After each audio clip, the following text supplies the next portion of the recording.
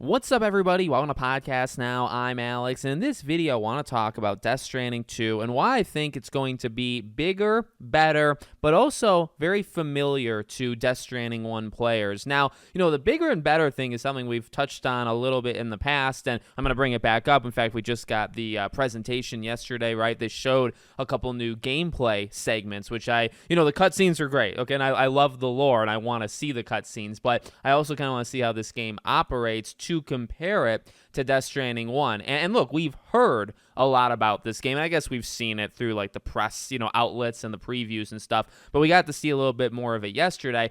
And I really think it reinforces that idea that, yeah, bigger. Okay, this thing is everything that we did in the first game, and then it's going to be, more, but then that's where the better part comes in, right? Because I think it's going to be kind of more over the top. They showed very, very briefly in the gameplay presentation yesterday an earthquake, right? A smaller earthquake, even though, then it kind of collapsed rocks. And, even Hideo said, hey, if that was like a snowy mountain, it would actually cause an avalanche, right? Just how it looks, by the way, too. I mean, it's running on a PS5 Pro. I don't have a Pro, so I guess my game's not going to run as good as that. But, I mean, it looks, and I just, literally maybe 7-8 days ago, played Death Stranding. Okay, played it all the way through. So, the jump from that game to this, I mean, it's been 5.5 years, right? So, I mean, that is, I guess, more in that better category. But the whole familiar part, see, that's something I kind of want to focus on a little bit in this video, because I do kind of wonder about it, not necessarily in a negative way, but, with Neil specifically, this is where I kind of want to go here.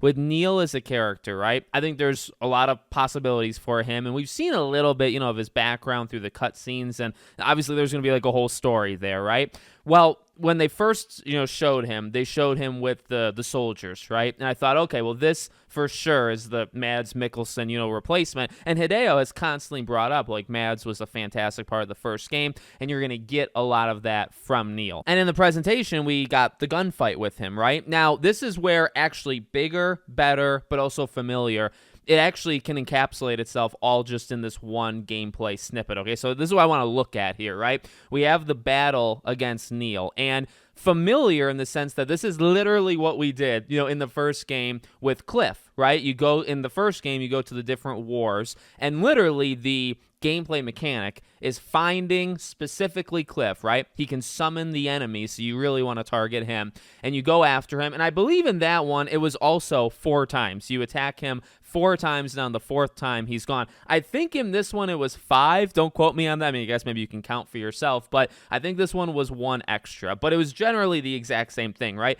Only this time, it's based off of, I guess, events, right? So they talk about, like, fire being the one that we saw here, but then he also talked about other ones. So we're going to go back, and he did tease that as well, right? We're going to go back there several times to face him. And when we're in this battle, like, I would say the menu or, like, the wheel to get, like, what you're looking for, the weapons or whatever, the actual gunfighting, in and of itself looks to be almost exactly the same. I would say the better part to the entire situation, right, is kind of, I guess, number one, how you handle it, because there's new weapons, and, that kind of, like the handgun that's also a grenade launcher is freaking awesome. The scope, and I guess that's probably definitely the better part as well, right? The scope of that mission, you're traversing levels even, right? Like he can spawn on buildings, so you have to like go through the building, get up there, you can jump from building to building. We did some parkouring, mainly though when we were facing BTs, right, in the first game. Maybe technically against Cliff, maybe like World War II, like the second time, there was like structures, but mainly he was on like just a ground floor type thing. More simple. Honestly, more simple. This one, I mean, dynamic in like you could look at the background and just see all the freaking stuff happening, right? But then also like, how he kind of shatters almost into glass, by the way, which I wonder if that's like a theme or something that's going to get explained later. How he disappears and reappears is definitely different than Cliff. So you have that, but then you also have, it just seems the way they traverse and the way that they're going to put you in the combat scenarios feel a little bit different. And I really think, although like we saw a little little bit of like a delivery, and then they kind of cut it. And Hideo talked about, delivering, it's fun when you play it. It's not so much fun maybe when you watch it, right? So I think those two scenes, though, really do kind of capture the energy and what we've seen. I mean, we saw so many previews, and, we've heard so many times that, like, this is the Metal Gear 2 moment, right? Like that jump. What I honestly think, though, that this gameplay did, though, is kind of put in perspective where it's like if you, and I'm not, okay, I want to kind of get ahead of what I'm about to say. If you're looking for this to be a totally different game than the first game, you've come to the wrong game, right? I mean, it's a sequel, so it's going to be very, very much built on the foundations of the first game. What I think that what we saw yesterday proved to me is it is going to feel probably in like the core mechanics. So like the structure, the setup, right? We're going to these seismic events, right? A couple times in the game,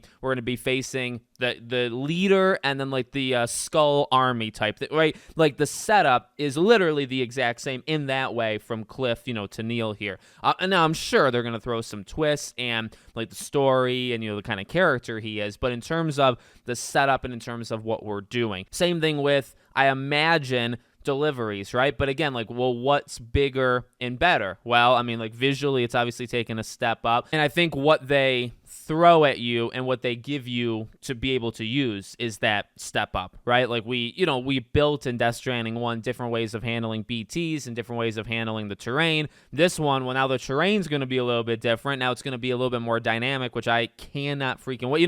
The avalanche thing just kind of put in perspective because we've seen in trailers and we've seen in the previews, like, these things are just going to happen. Like, there's going to be floods that are going to, like, maybe wipe. I think that was in maybe the second or third trailer. A flood can just wipe out a bridge. Perfectly built bridge from somebody else out there in the community that you're about to use can just get freaking wiped away just because of a flood, a natural, occurring event. So that's where it's, like, over the top. That's where it's a bit more dynamic than what we faced in the first game. But also, like, I think the minute-to-minute walk from this place to that place, it is going to be extremely familiar. I think just what you have to be a little cautious of, when God of War Ragnarok came out, I guess to bring that in, God of War Ragnarok, I think is a somewhat, maybe more divisive game than I give it credit for. I really liked it, overall. But, one of the main things I think a lot of people, including probably myself, it's been a couple years, right? But I feel like I was even thinking it after the game came out, is it is very samey, right? I know a lot of the early talk on the game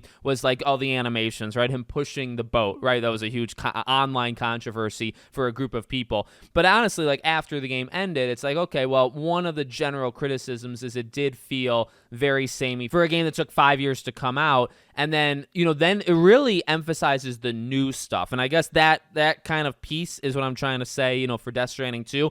What I think is going to be very important is this game might feel very samey at times. And, because it's a delivery game and, that's not still a game for everybody, I think a lot of the pressure falls on that newer stuff, falls on, okay, well, what is the bigger and better part? Not necessarily the similar part, you know what I mean? Like that part, I think a lot of people maybe will expect, and maybe that'll actually force people to not play the game. But then it's like, okay, well, what's he going to do with the story? What's he going to do with the characters, with this extra gameplay layer, which is this new stuff that we've been talking about, right? That's going to be the really, really important part, I would say, with this game. So I'm pumped. I mean, that thing yesterday, they gave us quite a bit. They even, they said something very specific about Higgs as a character that I kind of want to focus on as well. I'm going to make more videos on this, and we'll get into some characters and theories that I have. But let me know what you guys think in the comments. Make sure, as always, you're subscribed to the channel, bell icon turned on, and I hope to see you all on the next one.